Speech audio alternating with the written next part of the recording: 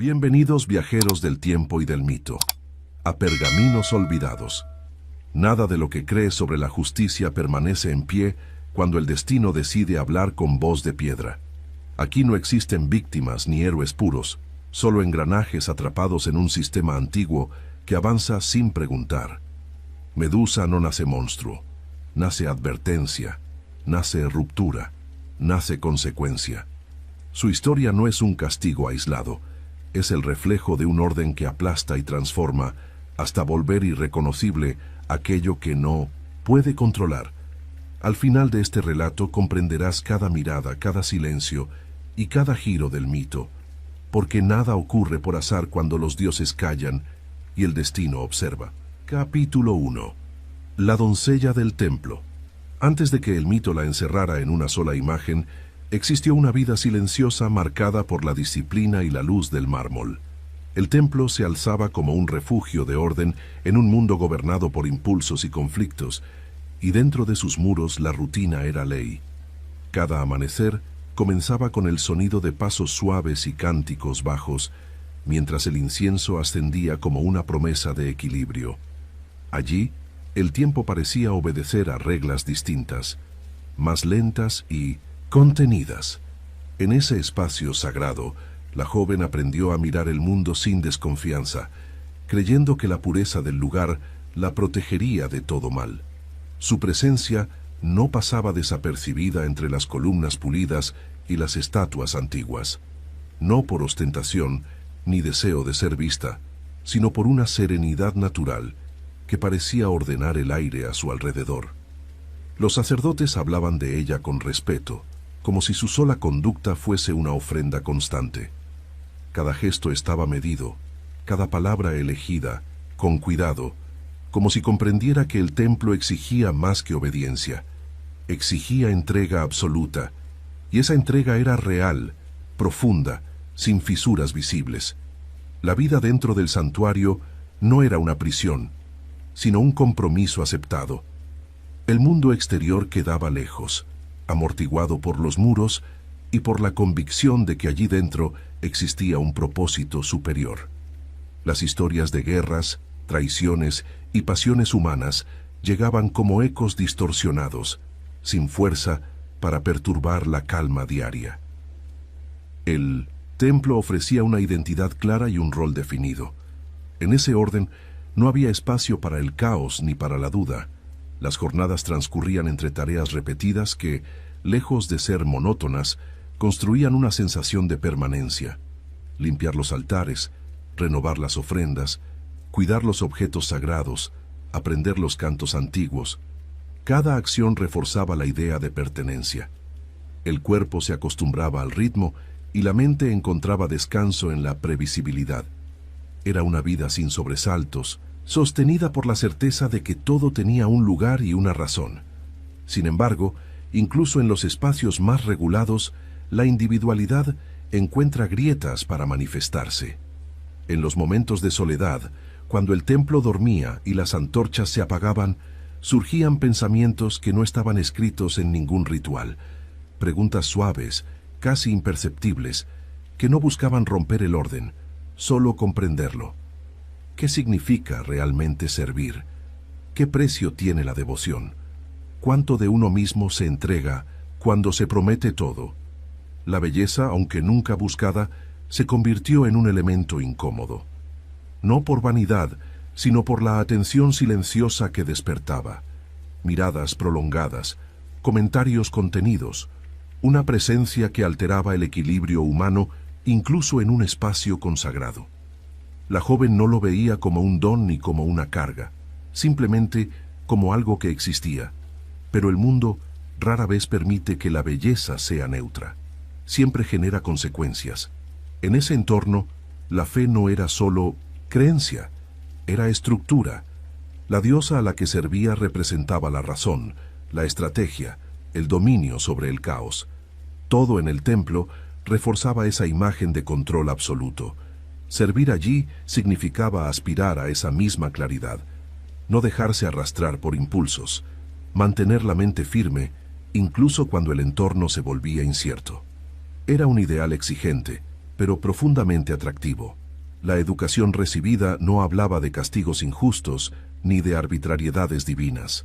Los relatos destacaban el orden, la recompensa al mérito, la lógica inquebrantable del cosmos. Se enseñaba que los dioses observan y actúan conforme a leyes superiores, inaccesibles pero coherentes. Bajo esa premisa, confiar era fácil. Nadie advertía sobre el silencio divino. Nadie hablaba de la posibilidad de ser ignorado.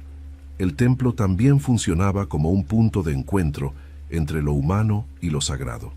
Visitantes llegaban con peticiones, ofrendas y promesas, buscando orientación o consuelo. La joven observaba esas escenas desde la distancia, aprendiendo sin participar. Veía la fragilidad humana expuesta, la fe mezclada con miedo, la esperanza sostenida por rituales. Todo eso reforzaba su convicción de que el templo era un refugio necesario, un límite frente al desorden exterior. A medida que los años avanzaban, la rutina se volvía identidad. No había necesidad de imaginar otro destino, porque el presente parecía completo. La pertenencia ofrecía seguridad, y la seguridad se confundía con verdad. El futuro no era una incógnita, sino una extensión previsible de la hora. Esa certeza tan sólida era también su mayor fragilidad. El aislamiento del mundo exterior no implicaba ignorancia, sino una visión filtrada. Las historias llegaban desprovistas de emoción, reducidas a lecciones morales. El dolor ajeno se convertía en ejemplo, no en experiencia. Esa distancia protegía, pero también debilitaba. Preparaba para obedecer, no para resistir, para aceptar, no para cuestionar. En los rituales más solemnes, cuando el templo se llenaba de solemnidad y silencio, la joven sentía una conexión profunda con algo mayor. No era miedo ni euforia, sino una calma pesada, envolvente. La sensación de estar exactamente donde debía estar, de cumplir una función necesaria. En esos momentos, cualquier duda parecía irrelevante, casi una traición. La confianza en el orden divino era total. No existía la idea de que ese orden pudiera fallar o volverse contra quienes lo sostenían. El sistema parecía cerrado, perfecto, inmutable. Servir significaba estar a salvo. Esa creencia se asentó con fuerza, convirtiéndose en una verdad incuestionable. Nadie le enseñó a desconfiar de lo sagrado. El templo, con toda su belleza y rigidez, no ofrecía preparación para el quiebre. No enseñaba a enfrentar la injusticia, porque asumía que no existía dentro de sus muros. Esa omisión era invisible, pero decisiva. Cuando el orden se rompe sin aviso, quienes nunca aprendieron a dudar quedan indefensos. Así, la vida transcurría, entre mármol y silencio, entre promesas no escritas y una fe absoluta. Nada indicaba que ese equilibrio estaba sostenido por una tensión frágil. Nada advertía que la devoción no garantiza protección. Todo parecía estable, eterno, incorruptible. Y precisamente por eso, la caída futura sería tan devastadora. En retrospectiva, ese período no fue ingenuidad, sino preparación inconsciente. Cada gesto de obediencia, cada acto de entrega, cada confianza depositada sin reservas, construyó el contraste necesario para lo que vendría.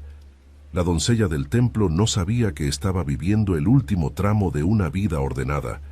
Aún no existía el mito, solo el silencio antes de la ruptura. Capítulo 2. El silencio de los dioses. El quiebre no llegó con estruendo, sino con una quietud antinatural que desbordó el espacio sagrado. El templo, que siempre había sido refugio, se volvió escenario de una ausencia pesada. No hubo advertencias ni señales visibles que prepararan el espíritu para lo que estaba a punto de ocurrir. El orden, hasta entonces incuestionable, se resquebrajó sin previo aviso. En ese instante, el silencio dejó de ser paz y se transformó en abandono.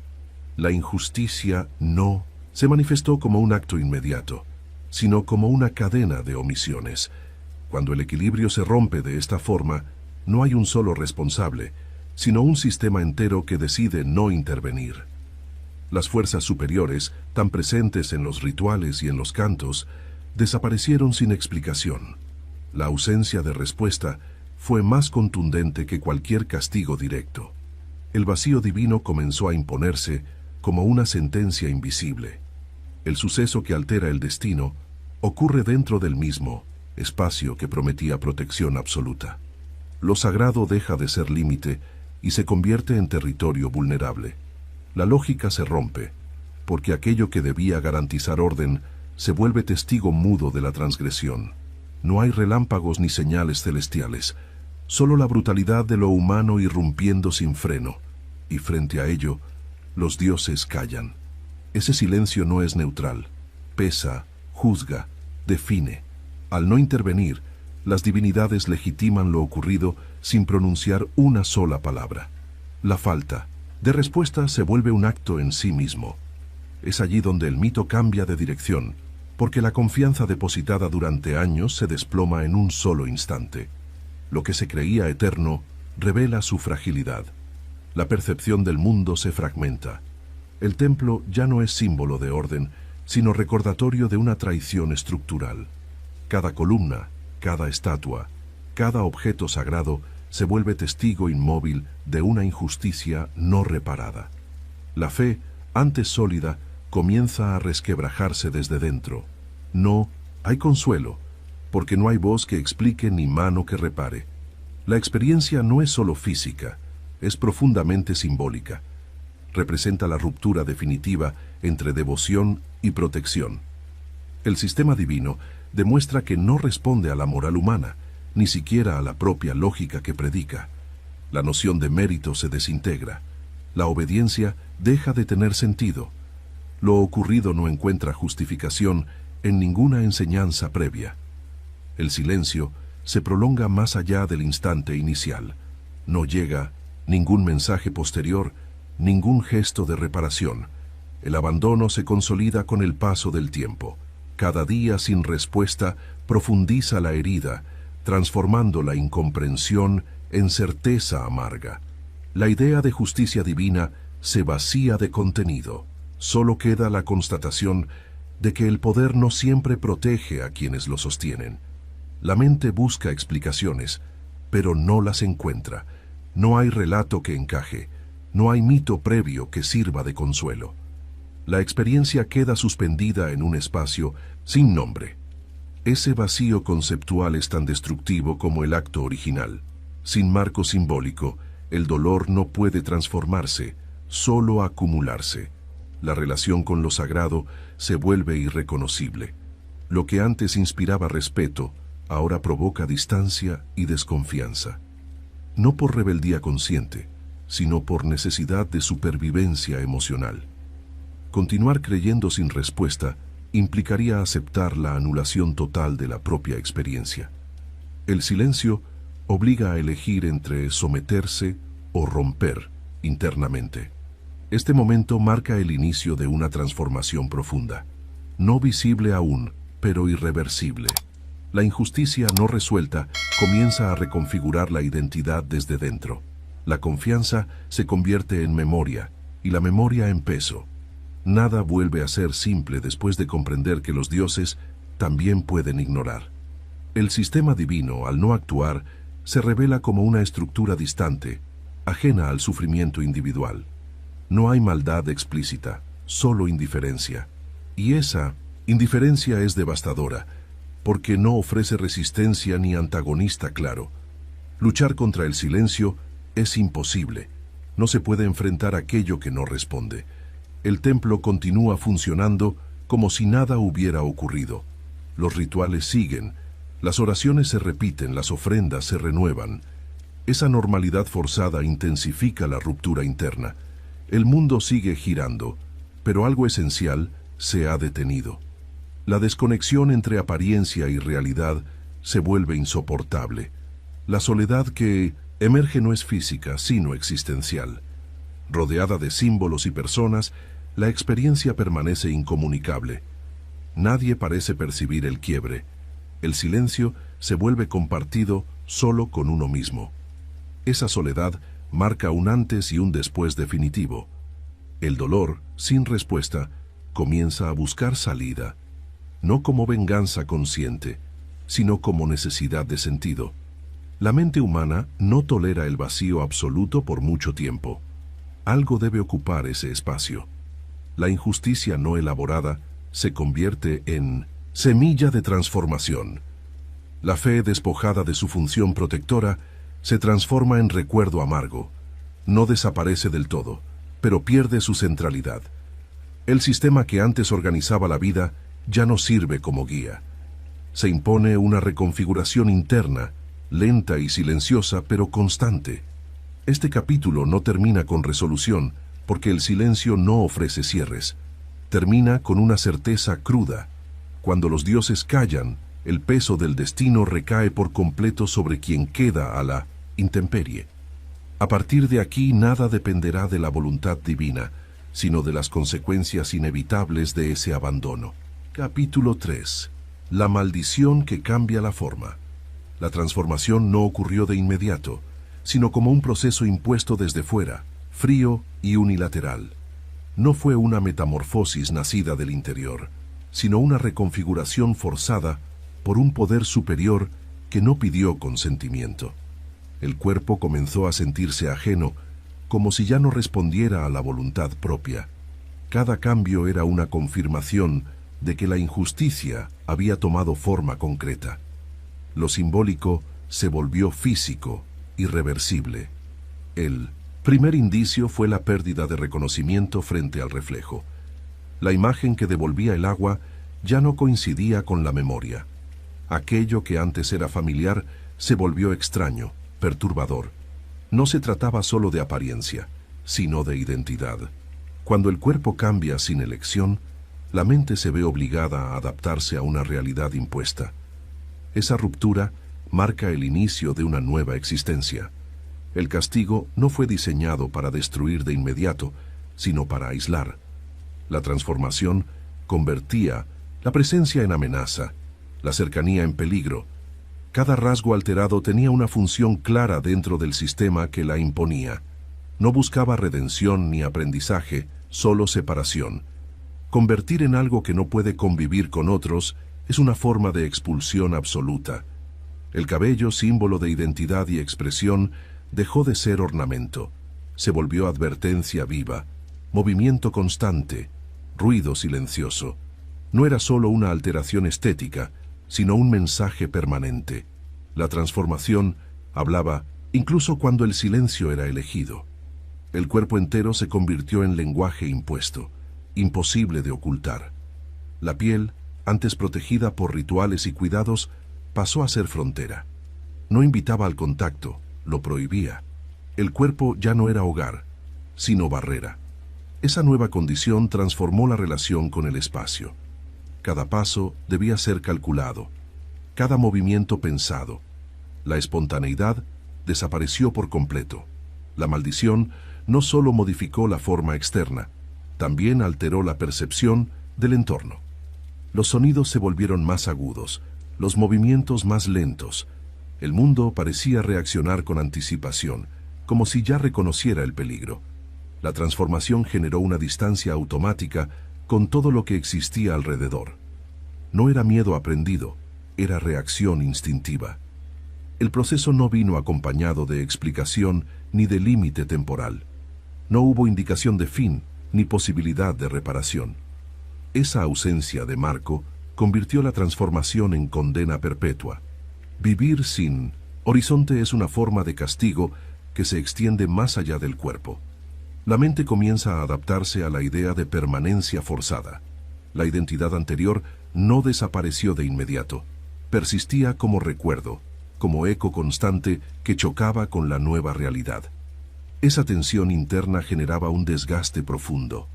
Recordar quién se fue mientras se habita lo que se es ahora crea una fractura difícil de sostener. Cada memoria se volvía una herida silenciosa. El cambio también alteró la relación con el tiempo. El pasado parecía pertenecer a otra vida y el futuro se volvía inaccesible. Solo quedaba un presente continuo, pesado, sin proyección. La transformación rompió la narrativa personal. Sin continuidad, la existencia se volvió fragmentada. No hubo testigos compasivos ni acompañamiento. El castigo se aplicó en soledad, consolidando su efecto. La ausencia de mirada ajena evitó cualquier posibilidad de validación del sufrimiento. Todo ocurrió sin público, como si no mereciera ser visto. Esa invisibilidad reforzó la idea de que el dolor no tenía relevancia. La transformación también redefinió el concepto de monstruo, no como esencia interna, sino como etiqueta externa. Ser percibida como amenaza no significaba actuar como tal. La contradicción entre intención y efecto se volvió permanente. Esa disonancia desgasta incluso a las mentes más firmes. El cuerpo transformado comenzó a imponer nuevas reglas de supervivencia. Evitar el contacto visual, medir distancias, anticipar reacciones. Vivir se convirtió en estrategia constante. No había espacio para el descuido. Cada error podía tener consecuencias irreversibles para otros y para sí misma. La maldición no ofrecía poder consciente, solo consecuencias. No era una herramienta elegida, sino una condición impuesta. El poder sin control no empodera, aísla. Esa diferencia es fundamental para comprender la naturaleza del castigo. No se trataba de dominio, sino de condena funcional. La transformación también operó a nivel simbólico dentro del mito. Representaba el paso definitivo de lo humano a lo legendario, pero ese tránsito no fue glorioso ni voluntario.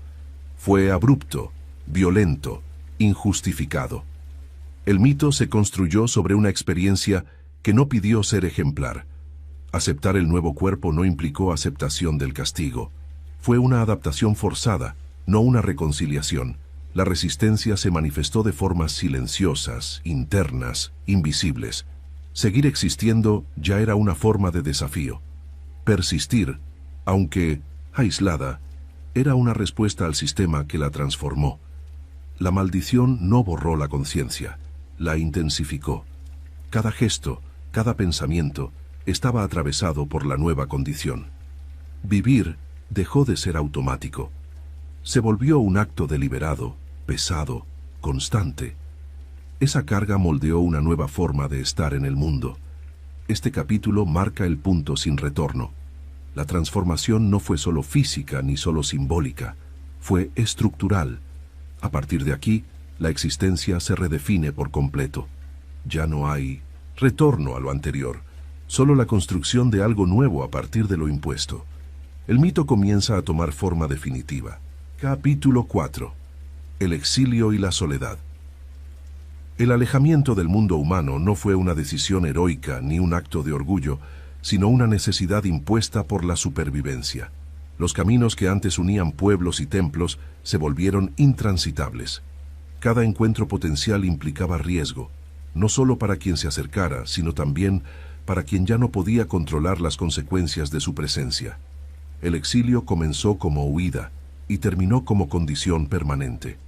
La geografía del aislamiento se fue definiendo con el paso del tiempo. Zonas rocosas, costas abruptas y espacios donde el eco devolvía las voces deformadas ofrecían un refugio precario. No eran lugares elegidos por belleza, sino por distancia. Allí, la naturaleza imponía sus propias reglas, ajenas al juicio humano. El paisaje se convirtió en aliado silencioso, áspero pero honesto. La soledad no llegó de golpe. Al principio fue un silencio buscado, casi un alivio tras el caos interior. No escuchar pasos ni palabras ajenas permitía ordenar pensamientos sin interferencias, pero con el tiempo, ese mismo silencio se volvió pesado, insistente. La ausencia de voces humanas comenzó a marcar los días con una monotonía profunda. El cuerpo transformado encontró en el aislamiento una tregua relativa. Sin miradas ajenas, la tensión constante disminuía. No había necesidad de ocultarse ni de anticipar reacciones inmediatas. Esa calma parcial permitió desarrollar una rutina básica, centrada en la subsistencia. Comer, descansar, moverse con cautela. Vivir reducido a lo esencial. La noche adquirió un significado distinto. Lejos de las antorchas y los rituales, la oscuridad ya no era amenaza, sino cobertura. El cielo abierto ofrecía una sensación de amplitud desconocida. Las estrellas, indiferentes a mitos y castigos, se convirtieron en testigos silenciosos de una existencia apartada. En esa vastedad, la soledad se sentía menos opresiva. Sin embargo, el aislamiento también amplificó los recuerdos. Sin distracciones externas, la mente regresaba una y otra vez a imágenes del pasado, no como nostalgia idealizada, sino como contraste doloroso.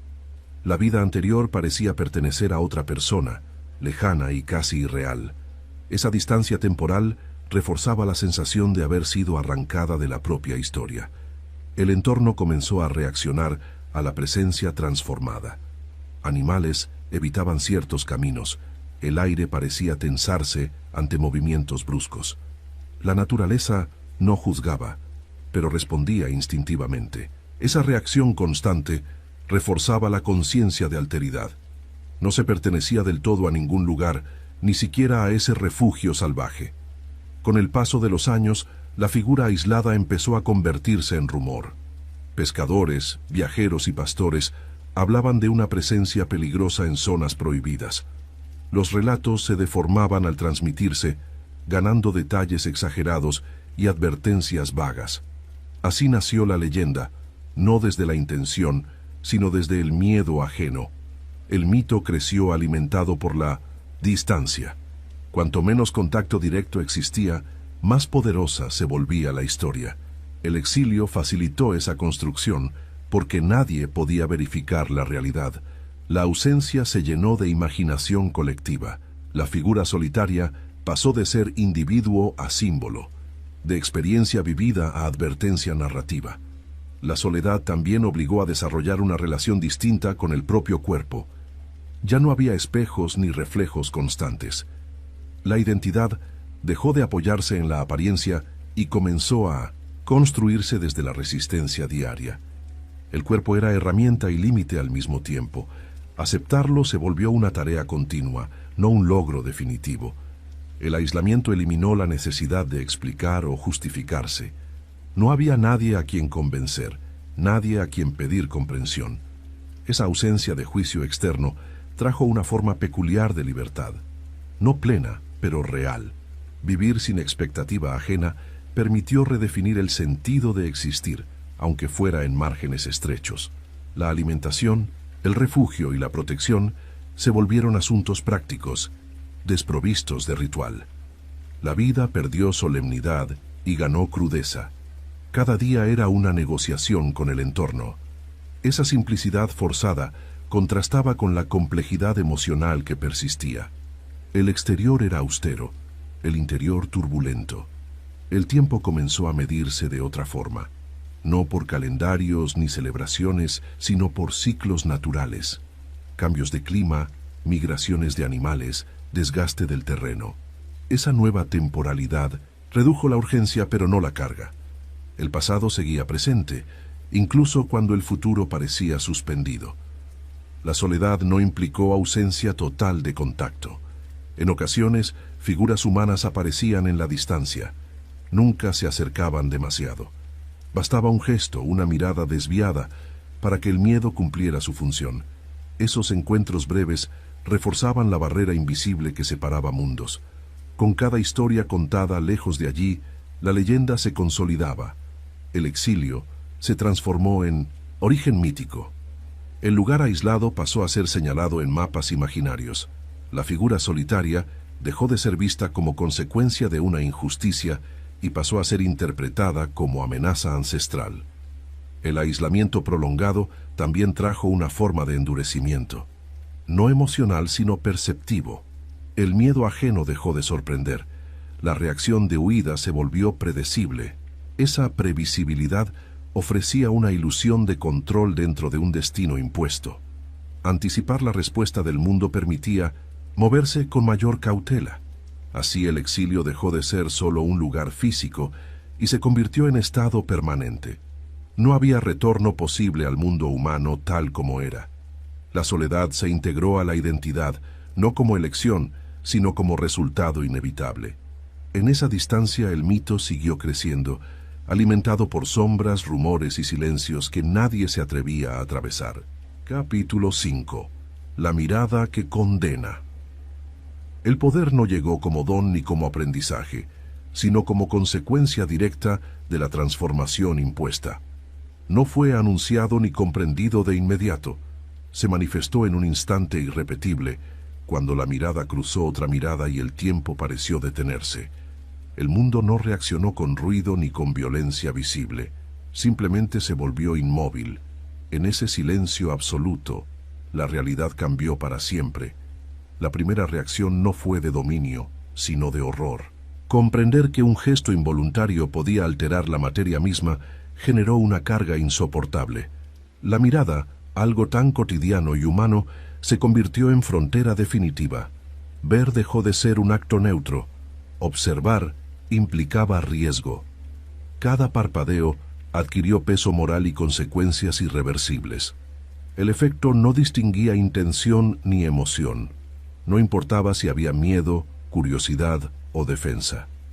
La transformación ocurría con la misma frialdad. Esa ausencia de control reforzaba la sensación de condena. Tener poder sin elección no libera, encierra. El mundo comenzó a responder con rigidez ante algo que no comprendía. Los primeros encuentros accidentales marcaron la pauta de lo que vendría.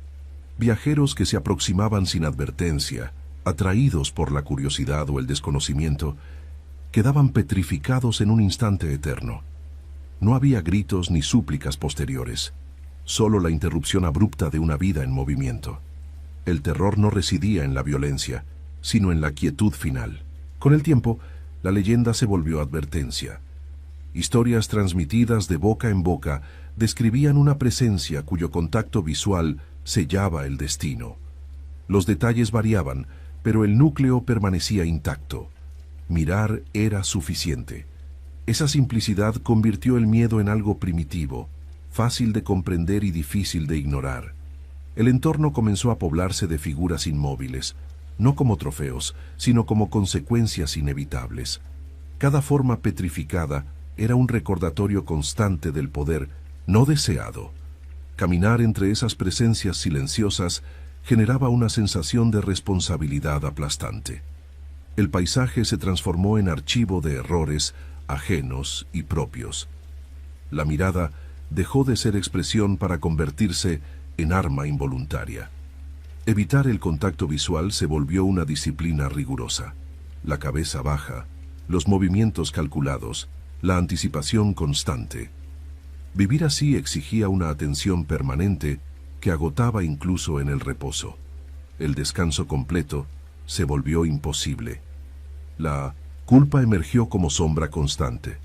Aunque no existiera intención, el resultado era irreversible. Esa disonancia entre causa y voluntad erosionaba la estabilidad interna. Cada estatua era una pregunta sin respuesta. ¿Hasta qué punto se es responsable de aquello que no se eligió? El mito no ofrece soluciones a esa pregunta. El miedo ajeno reforzó el aislamiento. Nadie se acercaba sin precaución extrema. Los relatos exagerados cumplían su función protectora.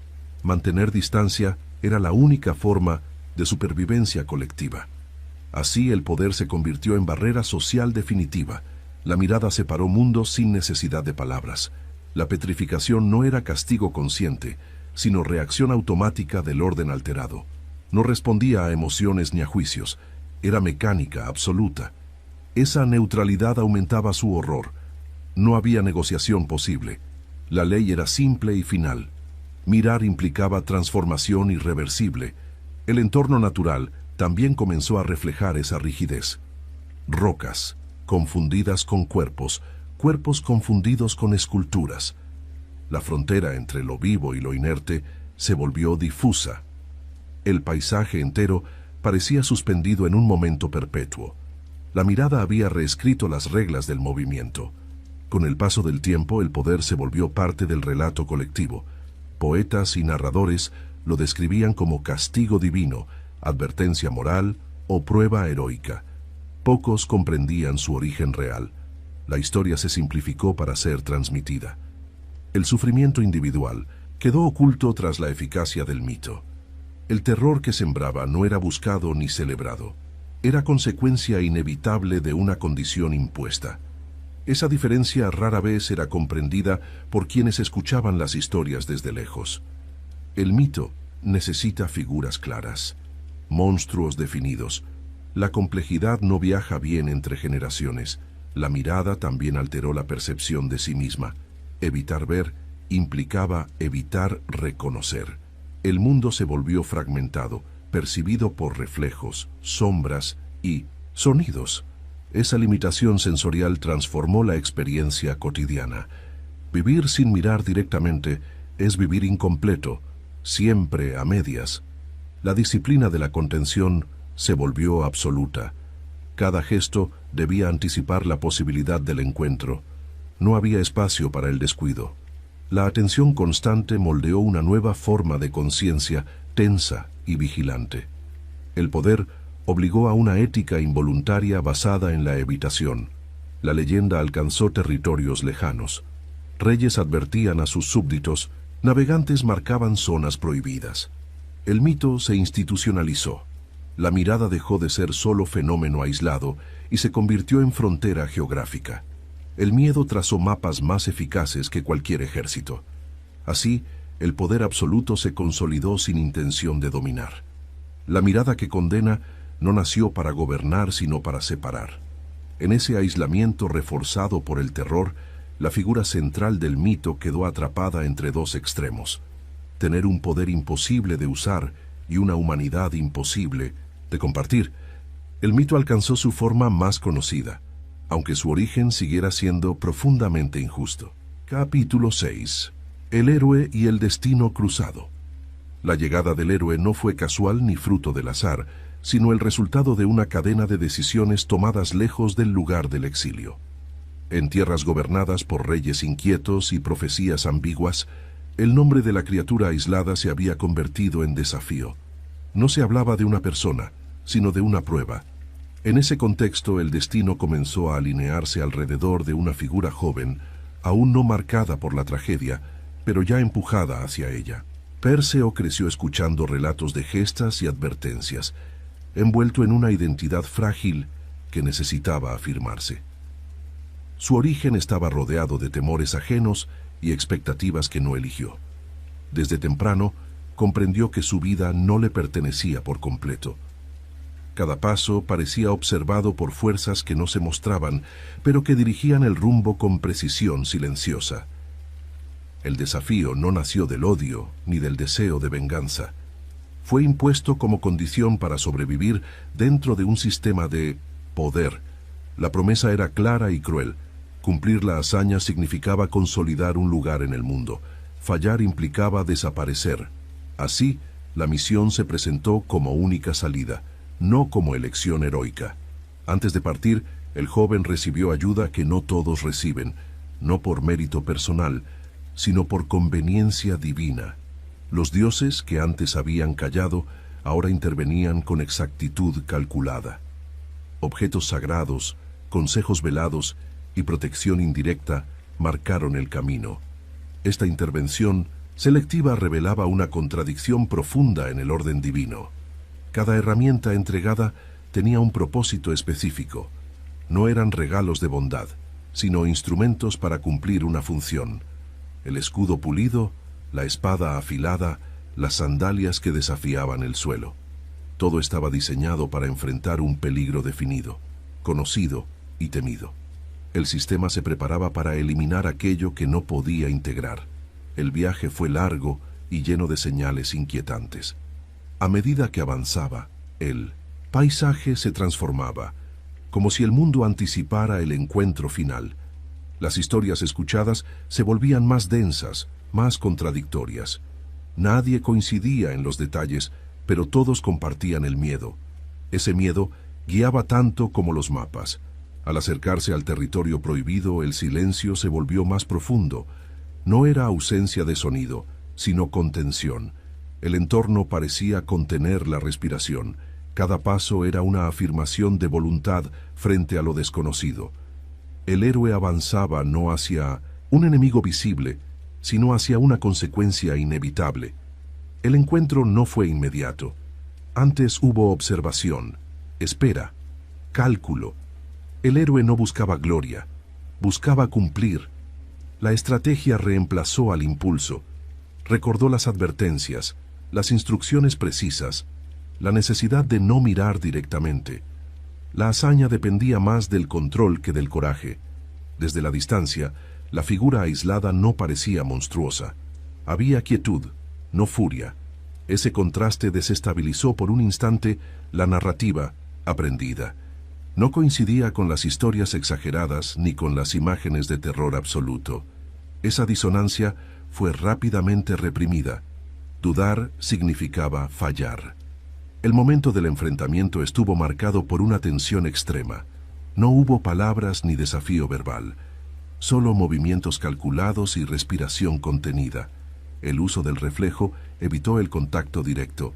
El héroe luchó contra la imagen, no contra la presencia real. Esa mediación marcó la naturaleza del acto. La batalla no fue larga, pero sí definitiva. No hubo margen para error ni posibilidad de diálogo. El desenlace ocurrió en un instante preciso, irreversible. El sistema que había impulsado la misión alcanzó su objetivo. La amenaza fue neutralizada sin considerar el costo simbólico. Tras el acto, no hubo celebración inmediata. El silencio regresó, más pesado que antes. El héroe no sintió triunfo pleno, sino una extraña mezcla de alivio y vacío. Había cumplido, pero algo permanecía incompleto. La hazaña no trajo claridad, solo conclusión. El destino cruzado se manifestó en ese instante.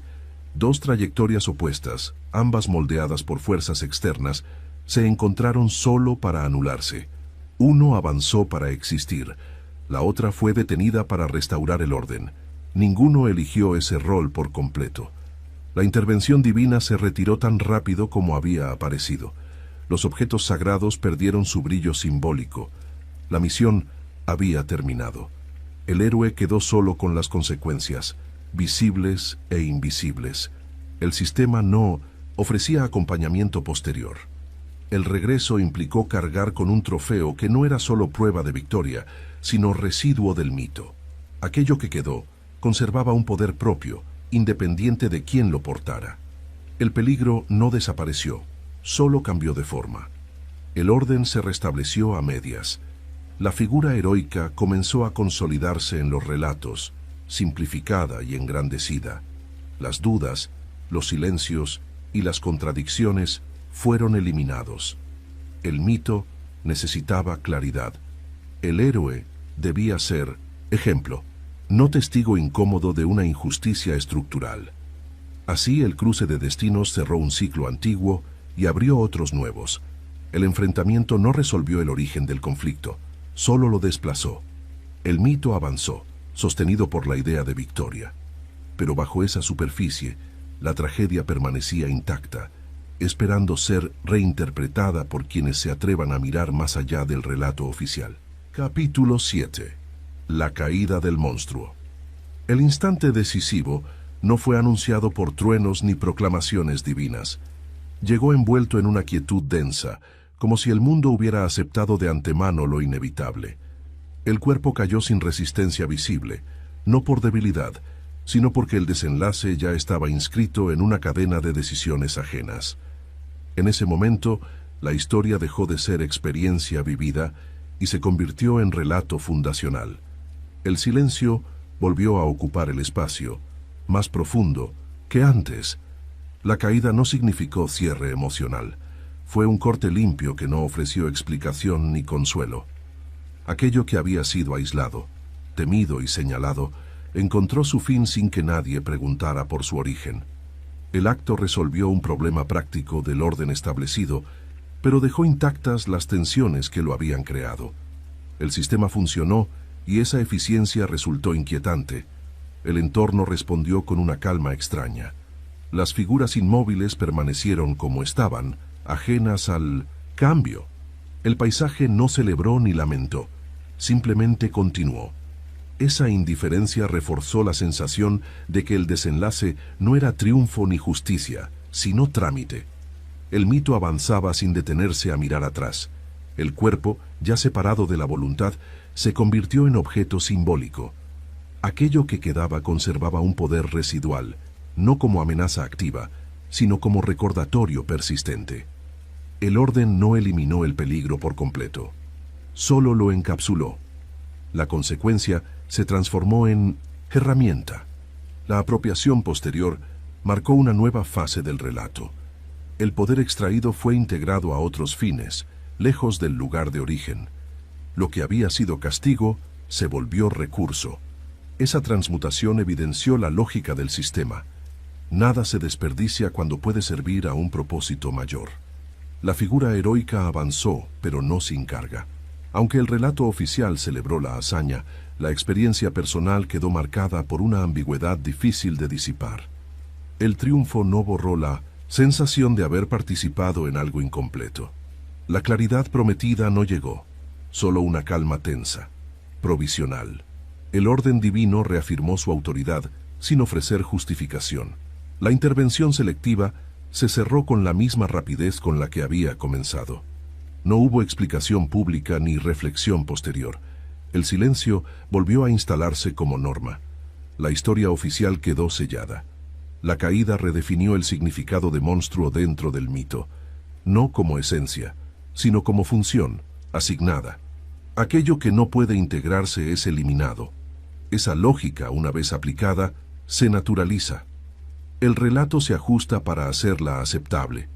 La complejidad se diluye en favor de la coherencia narrativa.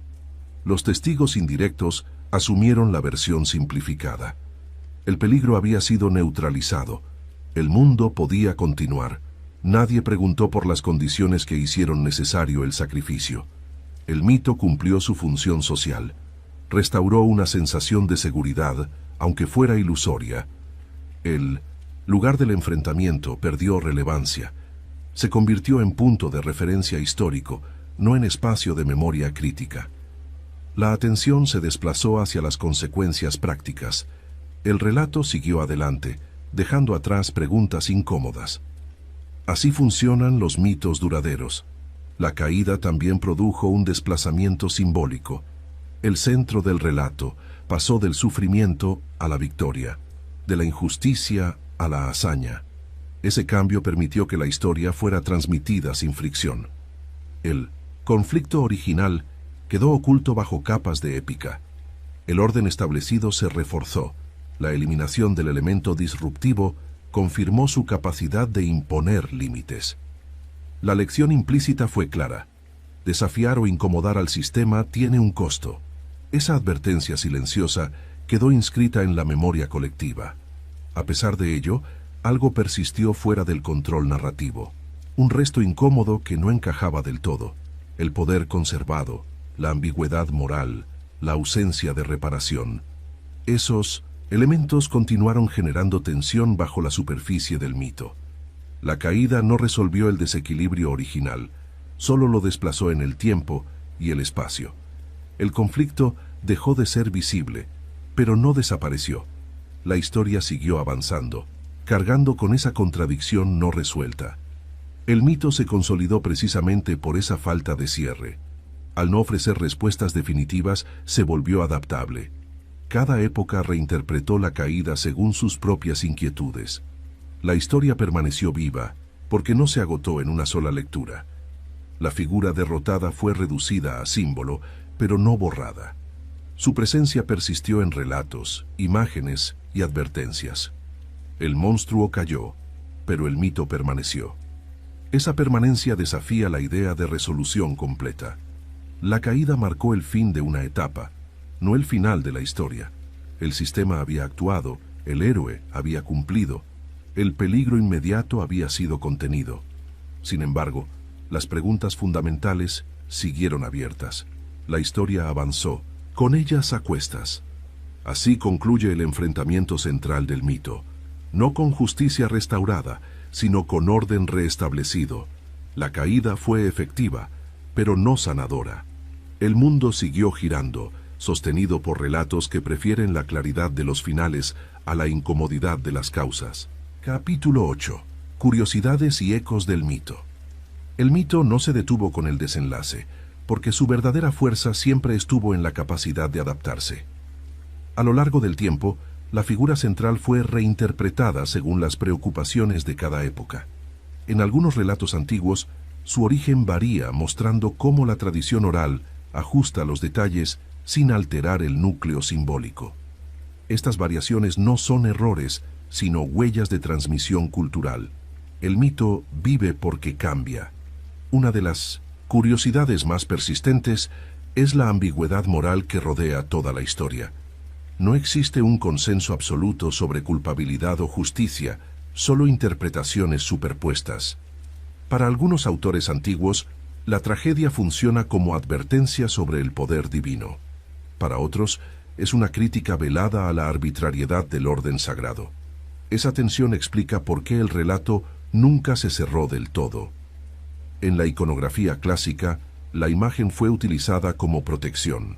Escudos, armaduras y fachadas incorporaron su rostro como símbolo apotropaico, destinado a ahuyentar el mal. Resulta paradójico que aquello temido se convierta en defensa. Este uso demuestra cómo el mito trascendió la narrativa para integrarse en la vida cotidiana. El miedo se transformó en amuleto. Las representaciones artísticas evolucionaron con el tiempo. En el arte arcaico, la figura aparece grotesca y frontal, diseñada para impactar. En períodos posteriores, los rasgos se suavizan y la expresión se vuelve ambigua. Esta transición refleja un cambio cultural en la forma de entender el terror y la belleza. El mito se volvió más humano sin perder su fuerza. En la literatura, la historia fue retomada como metáfora del poder de la mirada y de la palabra. Poetas y dramaturgos exploraron la idea de que ver puede ser un acto peligroso. La mirada no solo observa, también transforma. Esta lectura influyó en reflexiones posteriores sobre conocimiento y deseo. El mito se convirtió en herramienta filosófica. En el ámbito psicológico, la figura ha sido interpretada como símbolo del trauma no resuelto. La petrificación representa la parálisis emocional, la imposibilidad de avanzar tras una experiencia devastadora. Esta lectura moderna no niega el mito, lo amplía. Permite que la historia dialogue con experiencias contemporáneas. Así, el relato antiguo sigue ofreciendo significado. La relación con el poder femenino también ha sido revisada. Durante siglos, la historia fue leída desde una perspectiva que reforzaba el castigo. En lecturas más recientes, se destaca la injusticia estructural y la transformación forzada. Esta relectura no cambia los hechos del mito, pero sí su énfasis. El foco se desplaza del monstruo al sistema. Existen curiosidades geográficas asociadas al relato.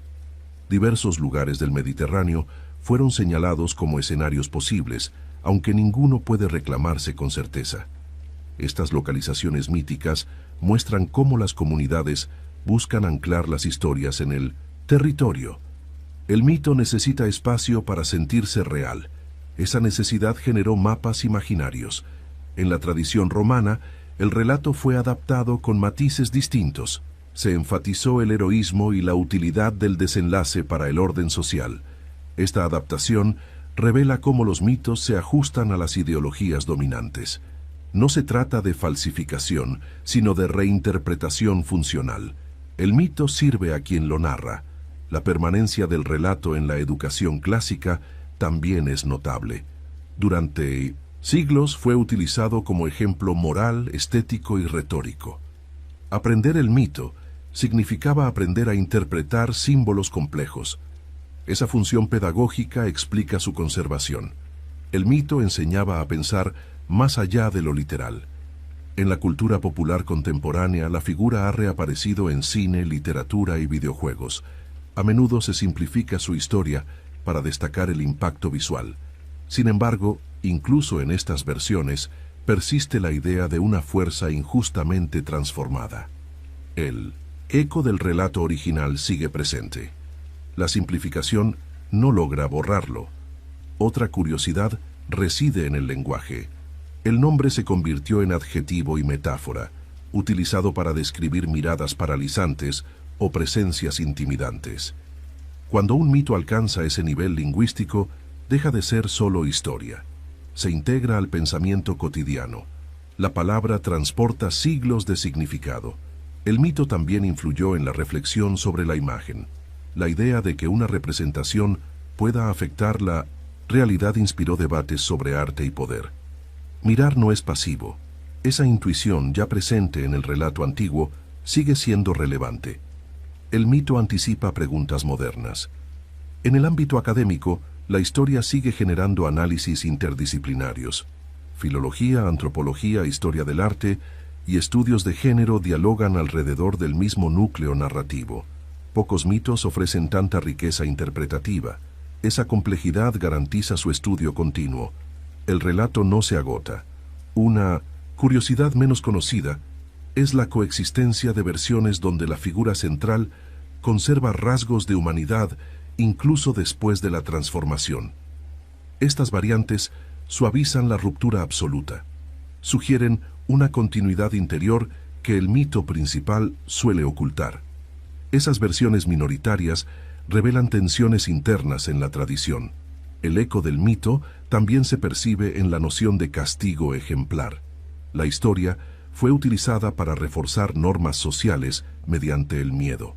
Sin embargo, ese uso no elimina la incomodidad moral que provoca. El mito funciona incluso cuando se lo intenta domesticar, siempre deja una grieta. Finalmente, el legado más duradero no es la imagen petrificante, sino la pregunta que persiste. ¿Qué ocurre cuando el orden decide callar? ¿Cómo se construye un monstruo a partir de una injusticia? Estas preguntas mantienen vivo el relato. El mito perdura porque no ofrece respuestas simples, solo espejos donde cada época se ve reflejada, se ve reflejada, se ve reflejada, se ve reflejada, se ve reflejada.